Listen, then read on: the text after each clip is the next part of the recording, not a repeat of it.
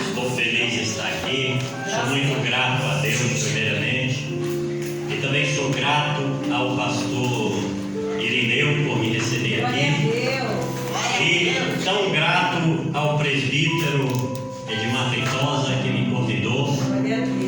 E aqui estou eu para fazer a obra de Deus, aquilo que nos é incumbido por Jesus Cristo, pregar o seu Evangelho.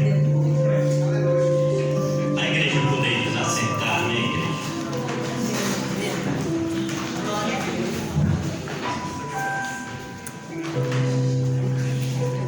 Ele me disse que hoje é um culto, ele não me deu tema, ele me falou que é mais ou menos hoje é um culto temático, é evangelismo. Vamos procurar falar um pouco dentro disso. Acontece que evangelismo é tudo que a igreja precisa, porque evangelismo é palavra, é oração, é cântico, é caridade, é amor, é respeito, é paixão pelas coisas de Deus, pelo próximo, não é? Evangelismo é a vida do crente. No livro de Atos, capítulo 13, bendito seja o nome do Senhor Jesus Cristo. Do versículo 1 ao 3 eu vou ler, amém?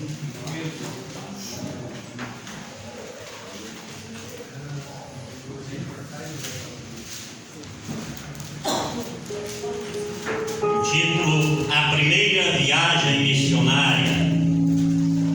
Não vamos falar de missão, no entanto, mas vamos falar como que chegamos a esse ponto, ao ponto da igreja de Antioquia ter sido formada. Glória a Deus. Atos capítulo 13, versículo 1, o título: A Primeira Viagem Missionária. Vamos lá. 1. Havia na igreja de Antioquia profetas e mestres: Barnabé, Simeão chamado Níger, Lúcio de Cirene, Manaém, que tinha sido cristão com Herodes, criado com Herodes o tetrarca, e Saulo. Enquanto eles estavam adorando o Senhor e jejuando, o Espírito Santo disse: Separem-me agora Barnabé e Saulo para a obra a que os tenho chamado. Então, jejuando e orando, e impondo as mãos sobre eles, os despediram. Podeis nos assentar.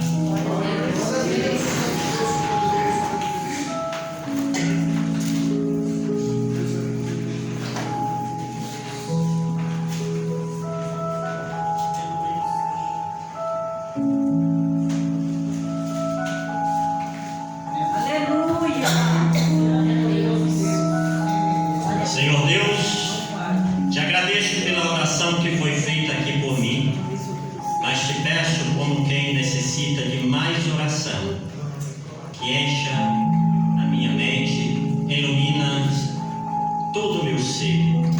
Domina-me nesta hora, usa a minha boca, fala com teu povo. Repreenda o mal e traga-nos cura, libertação e ânimo para esta vida de cristão que somos. Em teu nome, Senhor, te pedimos. Amém. Esse livro, o livro de Atos, ele é escrito por Lucas, o evangelista Lucas, que também escreveu o Evangelho de Lucas, dedicado a Filemon, a Teófilo. Esse Teófilo, muitas coisas já disseram, mas ninguém sabe ao certo quem é. Pode ter sido uma pessoa, pode ter sido um grupo de irmãos, pode ter sido um nome fictício para esconder um nome maior. Ele escreve o livro de Atos dizendo: Quando o Senhor ressuscitou, Ele encontrou os seus discípulos e após ter comido com eles deu ordem: não se retirem de Jerusalém até que desça sobre vós a promessa do Pai, a qual de mim vós tendes ouvido. Porque vós, na verdade, porque João batizou com água, mas vós sereis batizados com o Espírito Santo dentro de poucos dias. Aleluia. Versículo 6. Os discípulos perguntam: Senhor, restaurará naqueles dias o Senhor o reino a Israel? Aleluia. Jesus disse no 7: não cabe a vós conhecer ou saber os tempos ou épocas que Deus, pela sua autoridade, fixou. Mas vós recebereis e sereis batizados com o Espírito Santo, e recebereis poder, e sereis minhas testemunhas em Jerusalém, em toda a Judéia, em Samaria e até os confins da terra. Aleluia! Confins da terra, entenda-se por isso Brasil, América Latina, Europa, África e todos os outros países, até o fim do mundo, para todo sempre, até que ele volte. O livro de Atos se desenrola de uma maneira maravilhosa, porque daí para frente, no capítulo 2, nós vamos ver o derramamento do Espírito Santo em 120 crentes que oravam naquele cenáculo, obedecendo a Jesus. Aleluia. Numa grande, firme e maravilhosa esperança que era provar uma das maiores experiências que o cristão pode esperar e pode querer, que é ser habitado pela terceira pessoa da Trindade, que é o Espírito Santo de Deus. Esse é o poder de Deus. O Espírito Santo de Deus é um dom por excelência. Como assim, pastor? Dom por excelência. Porque você só terá o dom de profecia, o dom de curar, de falar língua, de interpretar línguas. Você só terá o dom da ciência. Você só terá os dons de impactos e os dons de administração da igreja, se você tiver o Espírito Santo.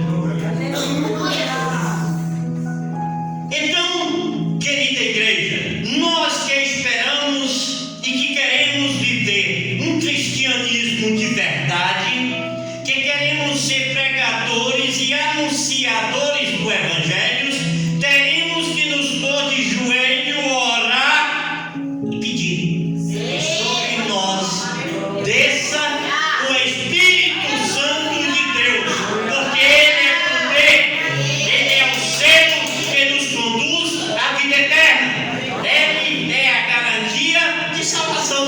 Aleluia! Aleluia, Deus! Aleluia! Grande e poderoso Deus! Deus poderoso! Milagres aconteceram antes de chegar aqui, coisas maravilhosas que só o Espírito de Deus é capaz de fazer. Aleluia. Nós temos aqui curas. Nós vemos o apóstolo Pedro e o apóstolo João subindo no templo para orar e curando uma pessoa que não tinha perna. Agora me diga, quem não tem o Espírito Santo pode ter e provar essas coisas? Pois eu vou lhe dizer uma coisa, como que sendo uma profecia, hoje Deus vai lhe dar saúde. Hoje Deus vai derramar sobre você a bênção que você espera.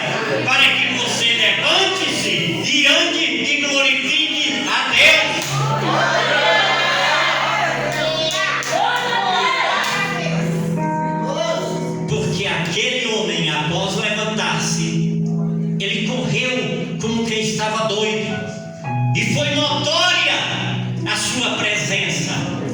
E grande foi o espanto daquelas pessoas, porque todos conheciam aquele homem e diziam: é um aleijado.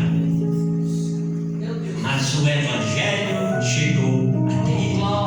O Evangelho há de chegar àqueles que são coxos e aleijados da nossa família.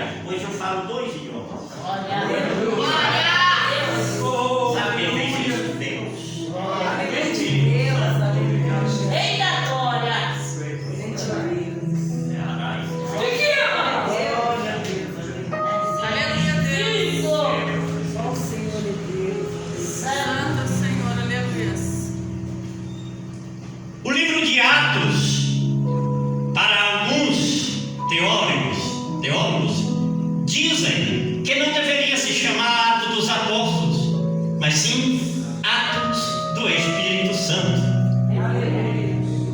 Engrandecido seja Deus.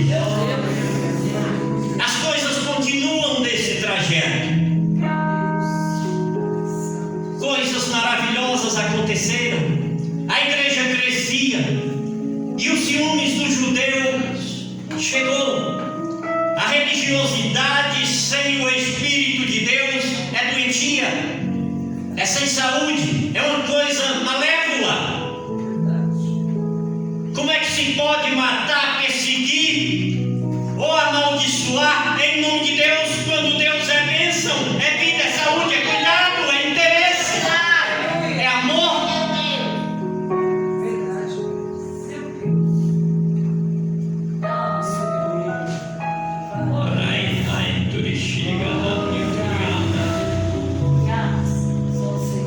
Não, o Evangelho crescia mesmo com perseguição, de tal forma que nós chegamos no capítulo 6. Não vamos falar todos os acontecimentos porque não teríamos tempos, ok? Mas nós chegamos ao capítulo 6, nós vemos ali que os apóstolos estão preocupados, porque a igreja cresceu tanto, de tal maneira que eles não tinham mais tempo para pregar a palavra e orar para o ofício que eles tinham sido chamados de verdade, que era alimentar as almas, divulgar o nome de Cristo, pregar a palavra da salvação. Eles não tinham mais tempo porque tinham muitos doentes, muitos enfermos, muitos necessitados, viúvas e pessoas carentes precisando do interesse deles. E eles disseram: vamos eleger 7. E saiu aí os 7 diáconos. E após orar, elegeram um deles muito famoso, o Estevão. E o segundo mais famoso, o Filipe. Aquele que pregou para o eunuco. Aquele que foi a Samaria. E quando pregou em Samaria, multidões se converteram. E os apóstolos souberam que lá em Samaria, entre os gentios, também estava havendo a palavra, também o Espírito Santo se derramava, o poder de Deus também se manifestava, cura também acontecia, o Espírito Santo de Deus, coisa gloriosa. Enviaram para lá João, Pedro e João. Batizaram ali aquelas pessoas. E quando batizaram, derramou-se o Espírito Santo de Deus sobre os gentios. E eles disseram: graças a Deus, porque Deus não derriba o seu Espírito Santo, não se importa somente com o judeu, mas se importa também com o crente. Ei, não existe acepção de pessoas entre Deus. Você e eu somos iguais. É o menino da rua, morador de rua, é as comunidades, é o rico.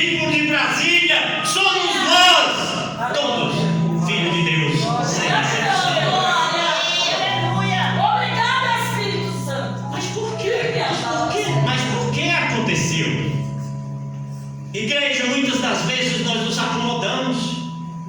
Às vezes Deus trabalha de uma maneira tão grande no nosso meio, dentro da nossa igreja, que nós não se preocupamos em pregar para quem está lá fora, para quem é diferente de nós.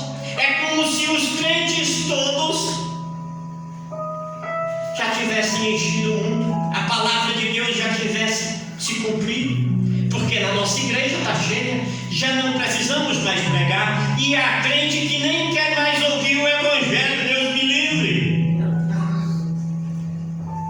Tem igrejas por aí que, se você pregar o Evangelho, irmãs, uma vez eu congreguei 3 vezes, eu gosto de ajudar a fazer trabalhos em igreja, eu tenho 19 anos no mesmo ministério, tenho 23 anos de pastor, mas eu passei 3 anos trabalhando numa igreja em paralelo. Eu nunca vi ninguém pregar no livro de Atos ou aqui no livro das doutrinas paulinas.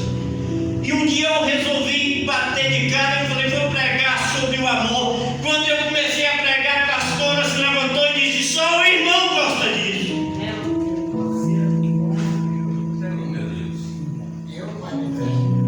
Tem crente que não suporta ouvir o Evangelho, vocês já viram isso? Terrível. Terrível. Que Deus tenha misericórdias daqueles que seguem a vã doutrina. Verdade. Sim, meu Deus. Porque quando a gente chega numa igreja abençoada, pastor, a gente já sente o Espírito Santo lá na porta, pelos louvores e pelo jeito do povo se manifestar. Aleluia! A oração é santa, os dizeres são santos, as músicas são bem escolhidas, a teologia é boa. Glória a Deus. O Espírito Santo de Deus é o dirigente da igreja. Não é o pastor de Deus? Ele é um instrumento da palavra de Deus. Olha, pastor, presbítero Edmar Feitosa é um instrumento, bem como os outros pastores, bem como os irmãos. Somos todos evangelistas pelo mesmo Espírito, debaixo da mesma unção. Mas tem um detalhe: temos que gostar do Evangelho. Não importa o quão crentes somos, precisamos ouvir o Evangelho. A palavra de Deus é como um martelo que esmiuça a penha, que está lá no Jeremias 19. Ela bate aqui, ela tira um pedaço, ela bate ali, tira outro pedaço, bate ali, tira outro pedaço, vai formando a tua imagem, a imagem e semelhança do Filho de Deus. Aleluia, Deus. Aleluias. Meu Deus. Mas elegeram os apóstolos, capítulo 6 do livro de Atos, os diáconos. Estevão, muito usado, um homem maravilhoso, cheio do Espírito Santo, fazia maravilhas. A inveja veio com falsas testemunhas. Cuidado com falsas testemunhas, viu, irmão? Elas existem nos dias de hoje, tá?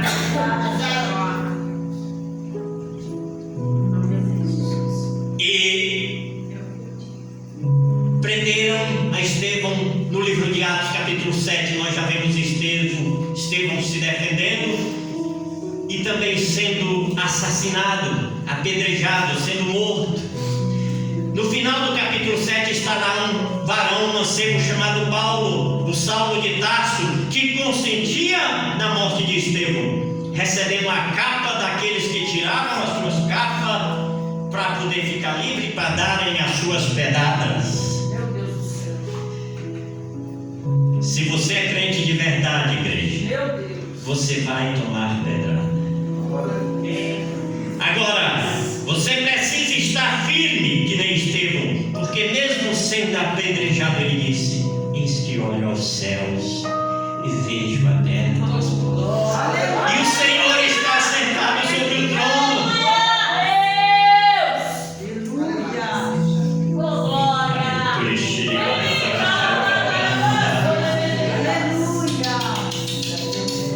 Você não foi criado por Jesus Cristo para desistir.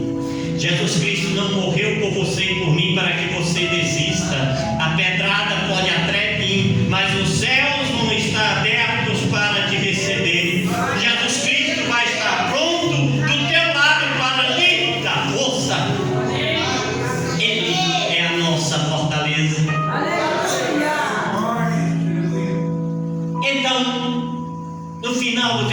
7, capítulo 8, aí entra a história de Filipe.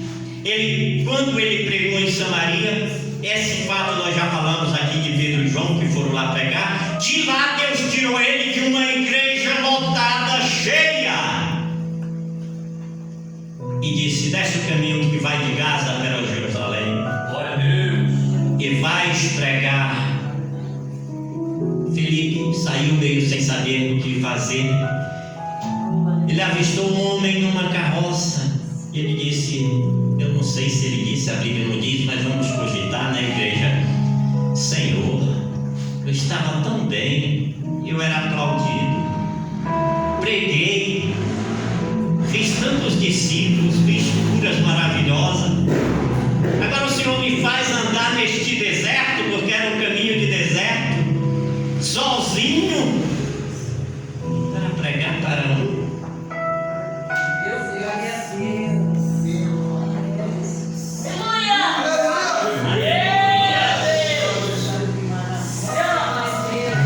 Vocês já viram aqueles pregadores que dizem: eu não prego em igreja pequena?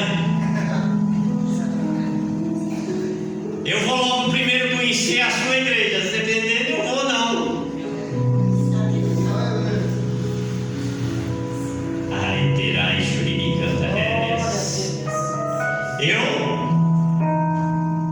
Mas Filipe não. Filipe ele foi, ele não questionou. E ganhou uma alma para Jesus. Há quem diga que ele ganhou uma nação inteira, porque aquele servo da rainha de Candace foi lá e montou uma igreja e evangelizou todo o seu país. Nós não conhecemos a obra de Deus, nós não sabemos o mistério de Deus. Por isso, quando Deus te mandar falar, não temas, vá, pregue o evangelho, pregue a palavra de Deus. Sabe por quê? Filipe teve o prazer de andar nas asas dos ventos, na companhia do Espírito Santo, coisas que nem eu e nem você certamente nunca vamos ter, porque ele foi transportado 60 quilômetros voando até a cidade de Zoto, onde foi visto pregar novamente. 60 quilômetros dali ele foi arrebatado. Quando eu me converti, tinha uma vigília. Naquela vigília se falava muito de arrebatamento. E há quem diga que teve gente lá que foi arrebatada e que os irmãos uma vez seguraram um pastor assim, puxava para baixo para ele não subir. Eu não vi, mas a história lá era firme, viu?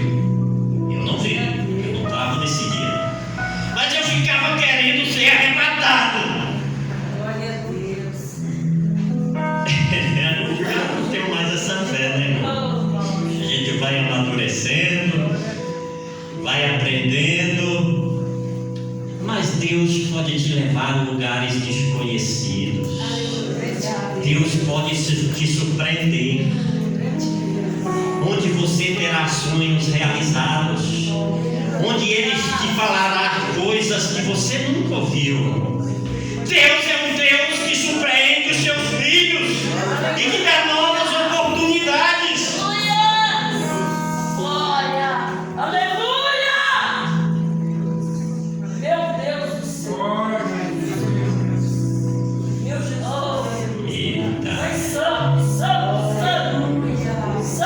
Se eu não chegar onde eu li, a gente chega outro dia. Aleluia. Mas a gente vai caminhando. Aleluias. O tempo passou. Aleluias. Em Atos 7:58, morre o Estevão. Em Atos 8:1, é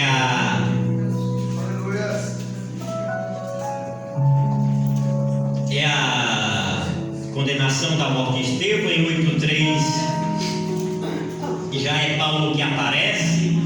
O apóstolo Paulo aparece, igreja, com o seguinte com a seguinte intenção. Diz a Bíblia, Aleluia. Aleluia, Deus. em Atos 8:3, que Paulo queria destruir a igreja. Era Saulo, né? Saulo de Tarso, judeu nascido em Tarso.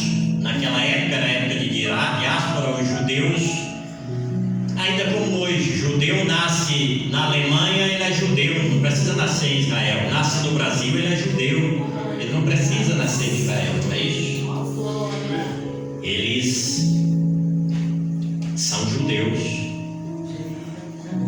mas ele não conseguiu, igreja. Sabe o que acontece com aqueles que tentam barrar o Evangelho do Senhor? Eles caem do cavalo. Sim, meu Deus. Caem do cavalo. Obrigado, Deus.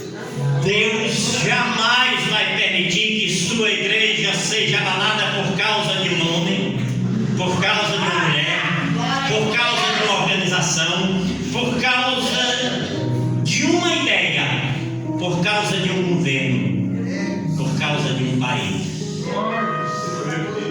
O Evangelho do Senhor tem sido um evangelho de mártires desde o princípio. E dependendo da linha teológica de interpretação do Apocalipse, se você quiser, você vai ver que vai ser assim até o dia do Senhor Jesus voltar. Se você for um amilenarista, que quer dizer que a igreja não será arrebatada, mas sim ela passará a grande tribulação na terra.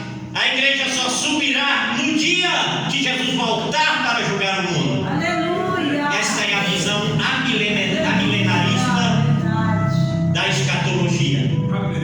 Então você terá mártires do início do Evangelho até o dia que Jesus julgar o mundo.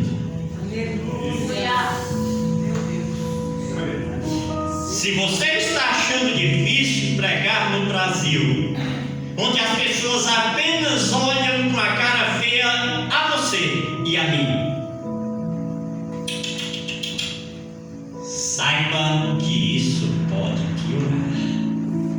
Eu não sei qual é a visão escatológica desta igreja, e também não faz sentido nenhum nós ficarmos especificando ou especulando, porque o que importa é que somos filhos de Deus, servos de Jesus Cristo, amantes da mesma doutrina, crendo no Pai, no Filho e no Espírito Santo, que são as doutrinas básicas, sendo crendo que Cristo ressuscitou, que Cristo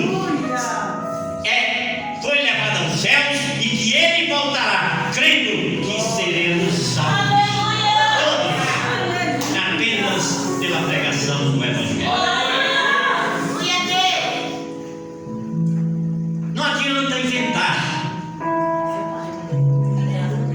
Não adianta ficar fazendo festinhas. Tem aulas de crescimento de igreja, quando que no livro de Atos, no capítulo 1, está dizendo que para a igreja crescer tem que ter o quê? O batismo com o Espírito Santo. Tem que estar na direção do Espírito Santo. Obrigado, meu Deus. Vai ser fiel. Aleluia. Oh, aleluia. Muitos evangelistas sairão daqui deste mundo. Muitas pessoas serão usadas aqui. Deus há de fazer coisas sobrenaturais no meio do seu povo, porque Ele ainda é o mesmo Deus. Ele ainda é o mesmo Senhor, presbítero Edvaldo.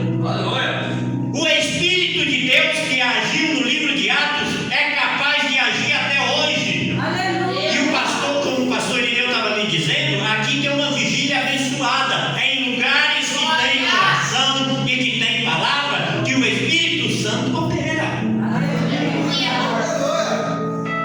Graças a Deus, verdade. Atos capítulo 9, versículo 1 em diante, o apóstolo Paulo se converte. O Saulo se torna Paulo. E é interessante dizer que quando ele caiu no cavalo, ele foi até Ananias, orou por ele. Estamos abreviando a história porque todos conhecemos. E ele já imediatamente começou a pregar sem aprender. Paulo entendia muito de judaísmo. Não adianta você entender de religião. Não adianta você entender de tradições de anciãos. Não adianta você entender de costumes. Mas temos que aprender a palavra de Deus, a vir às escolas dominicais, aos cultos de doutrinas, aos ensinamentos dos mestres, para que possamos ser lançados ao campo. Glória a Deus.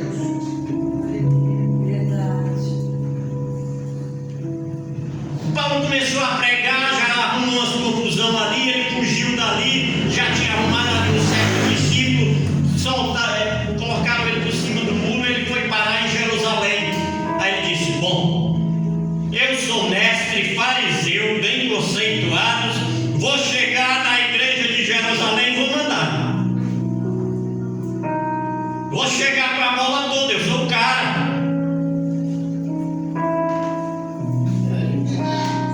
Quando ele chega lá, os irmãos não querem nem olhar para a cara dele.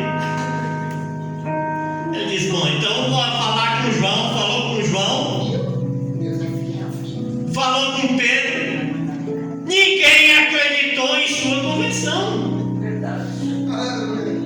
Ei, ele estava há pouco tempo matando crente, arrastando mulheres das suas casas, filhos, pais, lançando na prisão. Agora vem dizer que é crente. Agora me diga uma coisa aí: quem era você que estava ontem bebendo? Quem era você que estava ontem